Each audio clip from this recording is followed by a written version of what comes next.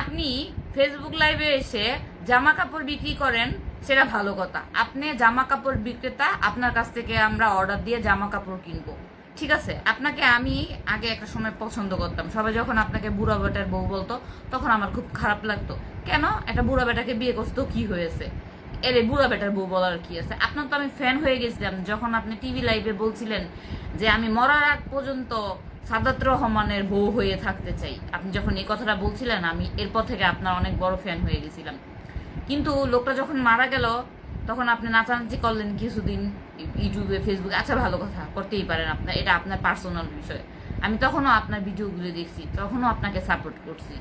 আপনি যখন বিয়ে করলেন একজনকে, তৃতীয় বিয়ে, সবাই বলছে মাতারি 3 বিয়ে করছে, মাতারি বদমাইশ, ভালো না। তো না, আমি তখন বলছি বিয়ে করেছে তো কি হয়েছে, বিয়েই তো করছে, হারাম কাজ তো করে নাই, পরকিয়া তো করে নাই। বিয়ে ইসলামে মহিলাদের আছে, বিধবা বা তালাকপ্রাপ্ত মহিলারা বিয়ে করতে পারবে, সে বিয়ে করেছে। আমি তখনও আপনার সাপোর্ট করছি। কিন্তু আপনি এই যে সাংবাদিক সম্মেলনে যেটা বললেন সেটাকে আমি সাপোর্ট করতে পারলাম না। I am sorry. আপনাকে নিয়ে এখন সবাই সমালোচনা করছে, এখন নাকি সবাই বলছে আপনার নাকি ঈদের সময় জামা কাপড় বেশি বিক্রি করার জন্য কোনো কিছু নিয়ে ভাইরাল হইতে হবে। আচ্ছা, আপনি জামা কাপড় বেচেন, ভালো কথা, জামা কাপড় বেচবেন, জামা কাপড় বেচা লন্ডন যাবেন, আমেরিকা যাবেন, প্যারিস যাবেন, সেই টাকাটা ঘুরবেন।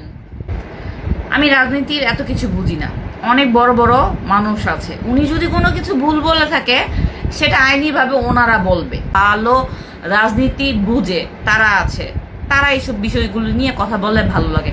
আপনি জামা কাপড় বিক্রি করেন তাহলেই ভালো লাগে। নায়ক নায়িকারা আর এই যে লাইট যারা জামা কাপড় বিক্রি করে তাদের রাজনীতি নিয়ে কথা বললে ভালো লাগে না।